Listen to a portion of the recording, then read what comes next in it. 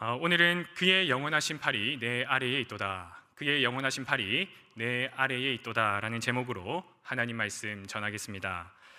성도님들, 신명기는 모세오경의 마지막 책입니다. 그리고 이 신명기 책은 총 34장까지 기록되어 있는데 맨 마지막 장인 34장은 모세의 죽음에 대해서 기록하고 있고 모세에 대한 평가와 리더십의 이항에 대해서 기록하고 있기 때문에 사실상 모세의 공식적인 마지막 말은 신명기 33장에 기록된 것으로 마무리가 됩니다. 기나긴 광야 생활이 드디어 끝이 났고 이스라엘 백성들의 가나안 땅 입성이 임박했지만 모세는 약속의 땅에 들어가지 못하리라는 하나님의 말씀을 들었기 때문에 모세는 곧 죽게 될 것입니다. 그러므로 모세는 자신의 죽음을 앞두고 마지막으로 이스라엘 백성들에게 유언과도 같은 말을 전했는데 그 말이 바로 오늘 우리가 읽은 신명기 33장 말씀입니다. 모세는 자신의 죽음을 앞두고 이스라엘 백성들에게 어떤 말을 남겼을까요? 모세의 유언은 무엇이었을까요? 성도님들, 신명기 33장 말씀은 모세의 축복이라는 소제목을 달고 있고 실제로 33장을 읽어보면 각 지파에 대한 축복이 상세하게 기록되어 있습니다. 모세는 신명기 33장에서 각 지파를 축복하고 있고 그리고 마지막 결론부에 해당하는 26절 이하 말씀에서는 이스라엘 백성들 전체에게 하는 것으로 모세의 말이 끝이 납니다. 그리고 바로 이 부분, 이스라엘 백성들에게 전체에 하는 이 말이 오늘 우리가 읽은 말씀이기도 한데, 성도님들, 모세의 공식적인 마지막 말은 하나님을 증언하는 것이었습니다. 모세는 하나님은 이런 분이시다, 그리고 이런 하나님이 우리와 함께 하시기 때문에, 우리 편에 서 계시기 때문에 우리들은 행복한 사람들이다 라고 말하며 마지막 말을 마칩니다. 그런데 성도님들, 이제는 이 모세의 유언을 듣는 이스라엘 백성들의 입장을 한번 생각해 보겠습니다. 약속의 땅에 들어가기 직전에 모세가 죽는다는 것은 이스라엘 백성들의 입장에서는 굉장히 충격적인 일이었습니다. 모세는 이스라엘 백성들을 출애굽시킨 구원자였고 40년 광야 생활 속에서 이스라엘을 보호해 준 보호자였기 때문입니다. 모세는 위대한 지도자였으며 그의 리더십은 거의 절대적이었습니다. 그런데 이런 위대한 지도자가 다른 어떤 때도 아니고 가나안 땅 정복 전쟁을 앞두고 죽는다는 것, 가장 중요한 때에, 가장 격변기를 지나야 할 때에 부재한다는 것은 그야말로 가장 큰 충격이었습니다. 안 그래도 불안하고 무서운데 지금 자신들이 의지하고 따랐던 지도자까지 죽는다고 하니 큰 충격을 받을 수밖에 없는 것이죠. 그러나 성도님들, 성경은 모세의 죽음과 부재가 중요한 것이 아니다라고 말씀하고 있습니다. 우선 오늘 우리가 읽은 말씀에서도 모세의 말을 통해서 분명하게 드러나듯이 중요한 것은 무엇입니까? 중요한 것은 하나님이 여전히 함께하고 계시고 이스라엘 편에 서 계신다라는 것이었습니다. 비록 모세 자신은 죽음을 앞두고 있지만 그의 입은 하나님에 대해서 증언하면서 백성들의 시선이 모세의 죽음에게로 향하지 아니하고 하나님에게로 향할 수 있도록 모세는 하나님을 증언하는 것으로 그의 마지막 말을 마쳤습니다. 모세의 죽음과 부재가 중요한 것이 아니라 중요한 것은 하나님께서 여전히 너희와 함께 하신다는 것이었습니다. 그리고 이러한 강조는 여호수아 말씀에서도 계속해서 나타나는데, 성도님들, 모세가 죽은 후에 시작되는 여호수아서 말씀을 한번 보시겠습니까? 우리 여호수아 1장 1절 말씀을 우리 한번 함께 읽어 보겠습니다. 시작. 여호와의 종 모세가 죽은 후에 여호와께서 모세의 수종자 눈의 아들 여호수아에게 말씀하여 이르시되, 여호수아 말씀은 모세가 죽은 직후를 기록한 것이기 때문에 모세의 죽음에 대해서 기록할 수밖에 없었는데, 성경은 모세의 죽음에 대해서 이야기할 때에 그냥 모세가 죽은 후에라고 말하지 않고 여호와의 종 모세가 죽은 후에라고 이야기하면서 계속해서 하나님을 증언하고 있습니다. 모세의 죽음만을 보지 말고 모세와 함께 하셨던 하나님이 지금도 함께 하신다는 것을 주목하여 보라는 것입니다.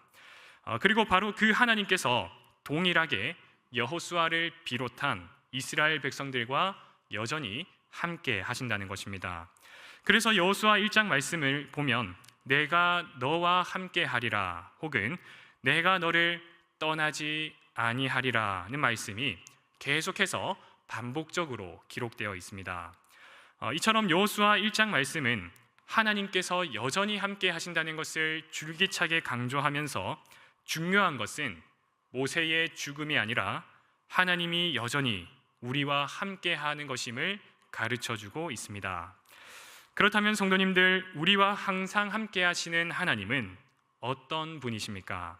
그리고 그 하나님은 우리를 어떻게 도와주십니까? 그것이 오늘 말씀을 통해서 아주 구체적으로 기록되어 있습니다. 성도님들, 모세는 우리와 함께 하시는 하나님을 이렇게 묘사하고 있습니다. 우리 26절 말씀을 한번 다시 읽어보겠습니다. 시작. 하나님 같은 이가 없도다. 그가 너를 도우시려고 하늘을 타고 궁창에서 위엄을 나타내시는도다. 성도님들, 모세는 하나님에 대해서 묘사할 때에 하늘을 타고 궁창에서 위엄을 나타내시는 분으로 설명했습니다. 하늘을 타고 궁창에서 위엄을 나타내신다는 것은 하늘의 주권자, 크신 능력과 권세로서 온 세상을 다스리시는 통치자가 되신다는 것을 의미하는 것인데, 특히 이러한 표현은 이스라엘 백성들에게 굉장히 인상적이고 기억에 오래 남는 표현이었습니다. 모세는 의도적으로 하나님을 이렇게 묘사하고 있습니다. 성도님들, 모세는 왜 이런 표현을 사용했을까요? 그리고 왜 이러한 묘사가 이스라엘 백성들에게는 인상적이고 기억에 오래 남는 표현이었을까요? 여기에는 분명한 이유가 있는데, 그 이유는 바로 앞으로 이스라엘 백성들이 마주하게 될 우상, 이스라엘 백성들의 마음을 흔들어 놓을 바알이 하늘을 타는 자로 나타날 것이기 때문입니다. 성도님들, 이스라엘 백성들이 가나안 땅에 들어갈 때쯤 기록된 역사 기록물들이 남아 있습니다. 우가리트라는 문서인데, 이 기록을 보면 당시 가나안 땅의 신이 바알이었다라고 기록하고 있고, 이 바알을 하늘을 타는 자로 묘사하고 있습니다. 가나안 땅 사람들은 바알을 하늘을 타는 자로 여기면서 바알이 세상을 주관한다라고 믿었습니다. 가나안 땅 사람들은 바알이라는 우상이 하늘의 주권자이자 자신들의 삶을 주관한다라고 믿었던 것입니다. 당시에는 농경 사회였기 때문에 농사를 잘 짓는 것이 곧 잘 사는 것이었는데, 성도님들께서 잘 아시는 것처럼 바로 바알이 농사를 주관하는 신이었습니다. 가나안 땅 사람들은 바알이 하늘의 주권자로서 농사를 주관한다, 바알이 땅의 소산을 내고 자신들의 풍요로운 삶을 보장하여 준다라고 믿었습니다. 그래서 먼저 모세는 이스라엘 백성들에게 먼저 선포하는 것입니다. 하나님과 같으신 이가 없다. 오직 하나님만이 하늘을 타고 궁창에서 위엄을 나타내신다라고 참되고 유일하신 하나님을 선포하고 있는 것입니다. 이스라엘 백성들은 앞으로 가나안 땅에 들어가서 바알 숭배의 유혹을 끊임없이 받게 될 것입니다. 바알은 하늘을 타는 자로 나타나면서 이스라엘 백성들의 마음을 흔들어 놓을 것입니다. 땅의 소산을 얻고 잘 먹고 잘 살고 싶으면, 풍요롭게 살고 싶으면 하늘의 주권자 바알을 숭배하라는 유혹을 강력하게 받을 것입니다. 그러나 이스라엘 백성들은 기억해야 했습니다. 하나님만이 하늘의 주권자 되신다는 사실을 이스라엘 백성들은 분명하게 기억해야 했습니다. 하나님과 같으신 이가 없고 오직 하나님만이 하늘의 절대 주권자이시자 온 세상의 통치자 되심을 이스라엘 백성들은 기억해야 했습니다. 이것이 모세가 하나님을 하늘을 타는 분으로 묘사한 이유였습니다. 사랑하는 성도님들, 하나님과 같으신 이가 없고 오직 하나님만이 하늘의 주권자로서 우리의 삶을 주관하십니다. 세상은 다른 어떤 것들이 우리의 삶을 주관하는 것처럼 여기게 만들고 그렇게 우리를 계속해서 유혹할 것이지만 그것들은 다 헛된 것에 불과합니다. 정말로 세상을 주관하시는 분, 우리의 삶을 주관하시는 분은 홀로 한 분, 오직 살아계신 하나님, 우리와 항상 함께 하시는 하나님, 하늘의 주권자가 되시는 만군의 여호와이십니다. 그리고 바로 그 하나님께서 우리와 함께 하시며 그 크신 능력을 우리를 위해서 사용하십니다. 성도님들, 26절 말씀을 우리 다시 한번 보면 좋겠는데, 여수론이여 하나님 같은 이가 없도다. 그가 너를 도우시려고 하늘을 타고 궁창에서 위엄을 나타내시는도다.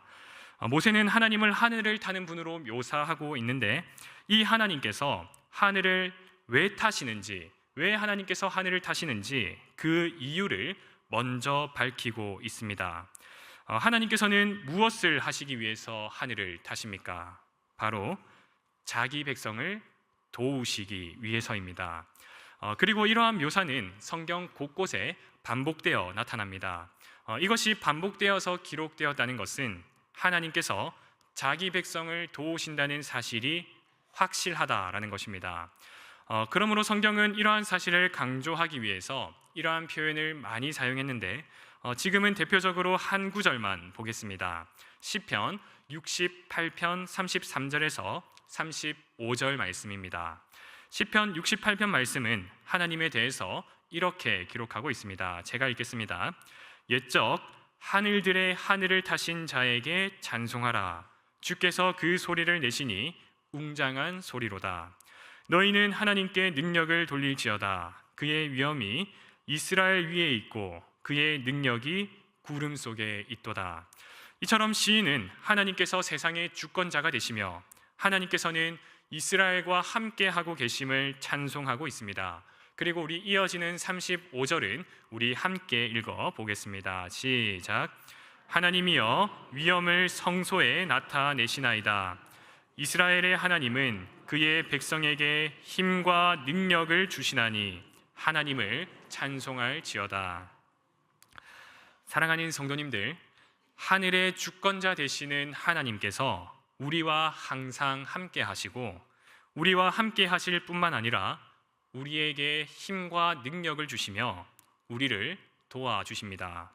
그러므로 우리는 두려워하지 않아도 됩니다. 우리가 의지할 만하다고 여겨지는 것들이 없어도 괜찮습니다.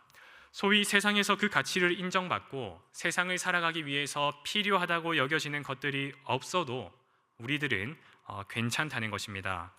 비록 이 땅을 살아가는 동안 세상의 어떤 것들이 우리의 삶을 주관하는 것처럼 보일지라도, 또한 세상은 그렇게 여겨지도록 우리의 마음을 흔들어 놓더라도 우리들은 우리의 마음과 시선을 빼앗겨서는 안 됩니다. 우리의 도움은, 우리의 힘은 오직 하늘의 하나님께로부터 오는 것임을 우리는 기억해야 합니다. 우리의 평안한 내일을 보장하고 안전한 발걸음을 내딛게 하시는 것은 우리가 가진 것에 달려있지 않고 우리와 함께 하시는 하나님께 달려 있습니다. 하나님께서 함께 하고 계심을 믿고 하나님으로부터 모든 것을 공급받기를 소망하는 자들에게는 하나님께서 부족함 없이 채우시고 인도하여 주실 것입니다. 이러한 사실을 기억하고 우리와 항상 함께 하시는 하나님, 우리에게 힘과 능력을 주시는 하나님만을 의지하는 성도님들 되시기를 바랍니다.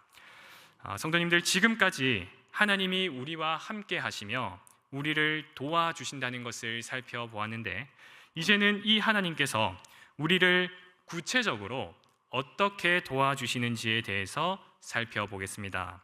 우리와 함께 하시는 하나님은 우리를 어떻게 도와주십니까? 이에 대한 답이 28절에서 27절 말씀에 기록되어 있습니다. 우리 다시 한번 27절, 28절 말씀 함께 읽어보겠습니다. 시작. 영원하신 하나님이 내 처소가 되시니 그의 영원하신 팔이 내 아래에 있도다. 그가 내 앞에서 대적을 쫓으시며 멸하라 하시도다. 이스라엘이 안전히 거하며 야곱의 샘은 곡식과 새 포도주의 땅에 홀로 있나니 곧 그의 하늘이 이슬을 내리는 곳에로다. 성도님들, 오늘 말씀에서 모세는 하나님의 도우시는 역사를 팔이라는 이미지를 통해서 매우 구체적으로 그리고 아주 효과적으로 생생하게 설명하고 있습니다. 팔이라는 것은 어떤 일을 감당하는 신체 기관이지 않습니까? 팔은 어떤 일을 실제적으로 감당하고 많은 일들을 해낼 수 있는 신체 기관, 남을 도울 수 있는 신체입니다. 이것을 강조하기 위해서 오늘은 이것을 오늘의 말씀으로 정하기도 했는데, 사랑하는 성도님들, 하나님께서는 그의 영원하신 팔로 우리를 도와주십니다. 모세는 하나님의 영원하신 팔이 내 아래에 있도다 라고 했습니다. 하나님께서 그의 영원하신 팔로 이스라엘 백성들의 삶을 지탱하고 계셨다라는 것입니다. 이스라엘이 무너질 것 같으나 무너지지 않았던 것, 이스라엘이 패배할 것 같으나 패배하지 않았던 이유가 무엇입니까? 하나님의 영원하신 팔이 이스라엘 백성들 아래에 있었기 때문입니다. 하나님께서 그의 영원하신 팔로 이스라엘 백성들의 삶을 지탱하고 계셨고 붙들고 계셨기 때문입니다. 하나님의 팔은 눈으로 보이지는 않았을지라도 이스라엘의 모든 역사 속에서 하나님은 그의 영원하신 팔로 분명하게 역사하셨고 자기 백성 이스라엘을 도와주시기 위해서 이스라엘 백성들을 굳게 붙잡고 계셨습니다. 오늘 말씀에서는 하나님의 팔이 하는 역할을 구체적으로 두 가지로 나누어 설명을 하는데, 결론부터 먼저 말씀드리자면 하나님께서는 그의 영원하신 팔을 높이 들으심으로써 이스라엘의 대적을 쫓아내시고 그의 영원하신 팔로 품으심으로써 이스라엘을 안전히 거하게 하셨습니다. 29절 말씀처럼 한 손에는 칼이, 한 손에는 방패가 있었던 것입니다. 곧 승리를 주시고 보호하여 주시는 하나님의 역사가 이스라엘에게 있었던 것입니다. 각각 하나씩 조금만 더 구체적으로 살펴보겠는데, 먼저는 하나님께서는 그의 영원하신 팔, 강하신 팔로 이스라엘의 대적을 쫓아내셨습니다. 모세는 영원하신 팔이 내 아래에 있도다 라고 하면서 이어서 그가 내 앞에서 대적을 쫓으시며 멸하라 하시도다 라고 기록하고 있는데, 성도님들, 이러한 표현, 대적을 쫓아내시고 승리를 주시는 하나님의 역사, 하나님의 팔에 대한 기록은 사실 이전에도 이미 한번 사용된 적이 있는 표현입니다. 신명기 7장 19절 말씀 한번 보겠는데, 신명기 7장 19절 말씀은 출애굽할 때의 역사를 이렇게 기록하고 있습니다. 우리 한번 함께 읽어보겠습니다. 시작.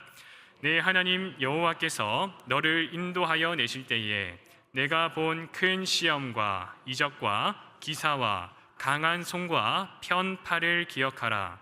내 하나님 여호와께서 내가 두려워하는 모든 민족에게 그와 같이 행하실 것이요.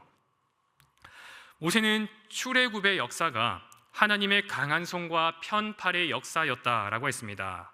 애굽은 너무나도 강했고 바로는 너무나도 완악했지만 하나님께서는 그의 크고 능하신 팔로 이스라엘 백성들을 구원하여 내셨습니다. 그리고 바로 이 하나님의 강하고 능하신 팔이 앞으로도 이스라엘 백성들을 위해서 역사하실 것이다 라고 말씀하고 있는 것입니다. 신명기 7장 말씀에서도 하나님께서는 이스라엘을 대적하는 모든 민족들에게 애굽과 같이 행하실 것이다 라고 말씀하고 있고, 오늘 말씀인 신명기 33장 말씀에서도 하나님께서는 그의 영원하신 팔로, 그의 강하신 팔로 이스라엘 백성들을, 이스라엘의 대적들을 쫓아내실 것을 말씀하고 있습니다. 승리를 주신다는 것이죠. 성도님들, 사실 이스라엘 백성들이 가나안 땅 주민들과 싸워서 이긴다는 것은 말이 안 되는 이야기였습니다. 거인과 메뚜기의 싸움이었고 오합지졸과 군대, 용사의 싸움이었습니다. 그들의 무기는 철이었고 그들이 가진 요새는 높고 견고했습니다. 제대로 된 무기도 하나 없는 이스라엘이 그들과 싸워서 이긴다는 것은 현실적으로 불가능한 일이었습니다. 계란으로 바위치기이죠. 도저히 승리할 수 없었습니다. 그러나 우리가 잘 아는 대로 이스라엘 백성들은 여리고성을 무너뜨렸고 말씀에 대한 불순종으로 잠깐의 실패가 있었지만 결국 아이성을 정복했고 그 뒤로도 계속해서 가나안 땅 주민들과의 전쟁에서 승리했으며 결국에는 약속받은 땅 가나안을 차지했습니다. 이스라엘이 어떻게 승리할 수 있었습니까? 바로 하나님의 영원하신 팔이 이스라엘을 위해서 싸우셨기 때문입니다. 이스라엘은 스스로의 힘으로는 도저히 승리할 수 없었지만 하나님의 강하신 팔로 말미암아 승리를 주시는 하나님으로 말미암아 대적들을 쫓아내고 가나안 땅을 차지할 수 있었습니다. 이스라엘이 용사였기 때문이 아니라 오직 크고 능하신 하나님의 팔이 이스라엘을 도왔기 때문에 가능한 일이었습니다. 하나님께서는 그의 영원하신 팔로 강하고 능하신 팔로 대적들을 쫓아내시고 이스라엘에게 승리를 주시는 분이십니다. 하나님의 팔은 강합니다. 다음으로 두 번째입니다. 하나님께서는 그의 영원하신 팔로 이스라엘을 안전하게 보호하셨습니다. 28절 말씀은 이스라엘이 안전히 거하며 라고 기록하고 있습니다. 이스라엘은 하나님의 팔로 말미암아 안전할 수 있었습니다. 이전에는 승리를 주시는 하나님의 강하신 팔, 대적을 향해서 칼을 휘두르는 그런 용기 있는 팔이었다면 이제는 자기 백성들을 품으시는 팔, 자기 백성들을 방패로 보호하시는 하나님의 팔인 것입니다. 그런데 성도님들, 이 보호하시는 하나님의 팔은 너무나도 따뜻합니다. 대적들을 향해서는 거침없이 휘두르시는 용사의 팔이지만 자기 백성에 대해서는 한없이 따뜻한 팔입니다. 하나님의 팔이 왜 따뜻한 팔일까요? 그 이유는 바로 거듭되는 불순종에도 불구하고 자기 백성들을 다시 품으시는 팔이기 때문입니다. 성도님들, 이스라엘 백성들의 역사를 우리가 한번 생각해 보겠습니다. 이스라엘은 승리를 주신 하나님께 불순종했습니다. 어쩌다 한번 하는 불순종이 아니고 거듭되는 패역한 불순종이었습니다. 이스라엘의 거의 모든 역사는 불순종의 연속, 통수의 통수였습니다. 그런데 이런 이스라엘 백성들을 하나님께서는 다시 팔로 안아 주셨습니다.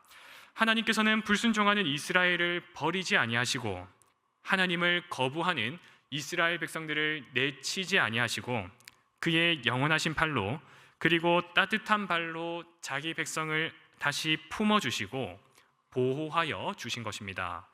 불순종과 연약함에도 불구하고 따뜻한 팔로 자기 백성들을 다시 한번 끌어안으시고 보호하시고 지킨다는 것은 이사야서 말씀에서도 분명하게 증거하고 있는데, 우리 이사야 40장 11절 말씀을 한번 함께 읽어보면 좋겠습니다. 시작. 그는 목자같이 양떼를 먹이시며 어린 양을 그의 팔로 모아 품에 안으시며 젖먹이는 암컷들을 온순히 인도하시리로다. 성도님들, 우리들은 다 양 같아서 그릇 행하고 각기 제갈 길로 가기 바쁜 연약한 죄인들입니다. 우리를 품으시는 하나님의 팔을, 우리를 보호하시는 하나님의 팔을 답답한 속박으로 여길 때가 얼마나 많이 있습니까? 승리를 주신 하나님께 불순종한 패역한 이스라엘 백성들처럼 우리들은 하나님의 품을 자꾸만 떠나려고 하고 억지로 밀어내려 하는 패역한 죄인들이지만, 하나님께서는 이런 우리를 크고 편팔로 다시 한번 끌어안아 주시고 온순히 우리를 품어주십니다. 하나님은 그의 영원하신 팔로 자기 백성들을 품어주시고 안전히 거하도록 보호하여 주시는 분이신 것입니다. 하나님의 팔은 너무나도 따뜻합니다. 사랑하는 성도 여러분, 우리와 항상 함께 하시는 하나님은 온 세상의 주권자가 되시며 우리의 삶을 주관하시는 분이십니다. 그리고 그 놀라우신 하나님께서 영원하신 팔로, 그의 영원하신 팔로 우리를 도와주십니다. 하나님께서는 강하신 팔로 역사하시면서 우리에게 승리를 주십니다. 우리의 힘으로는 도저히 해결할 수 없는 문제들을 하나님께서 해결하여 주시는 것입니다. 또한 하나님께서는 따뜻한 팔로 우리를 품어주시면서 대적들 사이에서 우리를 지켜 보호하여 주십니다. 우리의 연약과 부족함에도 불구하고 우리를 품고 보호하여 주십니다. 때로 우리는 하나님을 온전히 신뢰하지 못하고 고집을 부리면서 하나님의 품을 답답하게 여기면서 하나님을 떠날 때도 있지만, 말씀을 떠날 때도 있지만, 우리는 결코 하나님의 팔에서 벗어날 수가 없습니다. 하나님의 팔은 우리가 어디에 있든지 안아주실 수 있을 만큼 크신 팔이기 때문이고, 하나님의 팔은 우리가 얼마나 패역한 모습을 보이든지 또다시 한번 안아줄 수 있는 따뜻한 팔이기 때문입니다. 하나님의 영원하신 팔이 우리 아래에 있습니다. 그러므로 사랑하는 성도님들, 하나님의 영원하신 팔이 우리를 붙들고 계시다는 사실을 기억하고 오직 하나님의 영원하신 팔에 붙들림 바 된 삶을 살아가시기를 바랍니다. 우리가 붙잡고 있는 것, 우리가 의지하는 것은 전부 다 사라질지라도 하나님의 영원하신 팔이 우리 아래에 있고 우리를 붙잡고 계시고 우리를 품어주시고 계시다는 것을 우리가 잊지 않았으면 좋겠습니다. 우리 인생은 내가 무엇을 붙잡고 있느냐가 중요한 것이 아니라 내가 하나님의 손에 붙들려 있는가 하는 것이 중요합니다. 하나님의 영원하신 팔을 의지하는 자는 평안할 것이며 하나님의 손에 붙들린 인생이 행복할 것입니다. 이제 하나의 이야기를 들려드리고 설교를 맺으려 합니다. 사진을 먼저 보여주시겠습니까? 성도님들, 제가 작년에 양화진 선교사 묘원에 방문했을 때에 찍은 사진입니다. 양화진 선교사 묘원 잘 아시죠? 우리나라에 복음을 가지고 들어오신 선교사님들의 묘원입니다. 특별히 이 사진은 아펜젤러라는 선교사님의 묘인데 여기에 보시면 아펜젤러 선교사님의 기도문과 비석이 세워져 있습니다. 오른쪽에 있는 것이 선교사님의 기도문이고 왼쪽에 세워져 있는 것이 아펜젤러 선교사님의 비석입니다. 그래서 여기에 보시면 그 왼쪽에 있는 사진을 보시면 선교사님의 이름과 생애 그리고 성경 한 구절이 기록되어 있습니다. 화면으로는 잘 보이지 않지만 여기에 기록되어 있는 성경 한 구절이 신명기 33장 27절 말씀, 그의 영원하신 팔이 내 아래에 있도다라는 말씀입니다.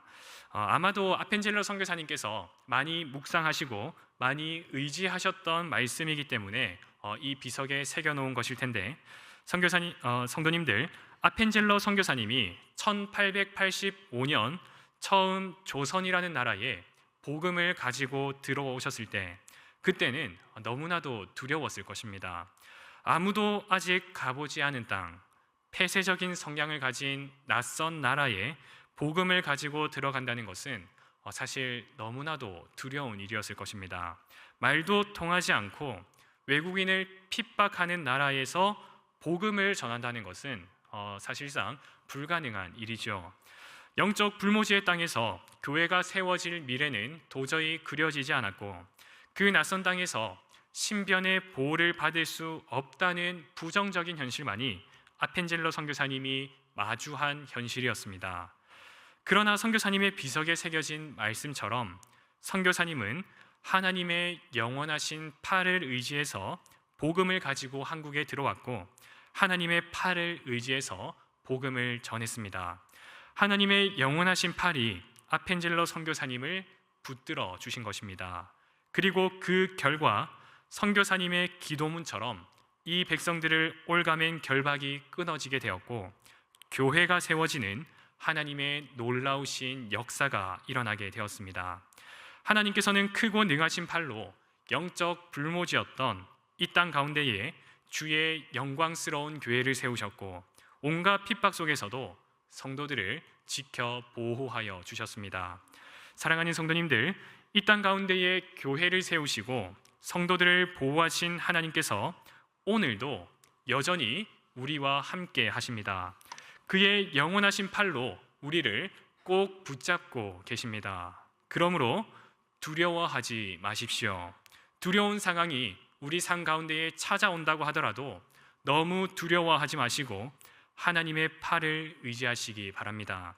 하나님의 팔은 우리에게 승리를 주시는 강하고 능하신 팔이며 하나님의 팔은 우리를 보호하시고 다시 한 번 더 안아주시는 따뜻한 팔이며 하나님의 팔은 우리가 어디에 있든지 다시 끌어안으시는 크신 팔입니다. 그리고 한순간도 우리를 놓지 않으시는 영원하신 팔입니다. 하나님의 영원하신 팔이 우리 아래에 있도다. 하나님의 영원하신 팔이 우리 아래에 있도다 라고 고백하며 하나님의 팔을 의지해 살아가시는 성도님들 되시기를 우리 주님의 이름으로 간절히 축원드립니다.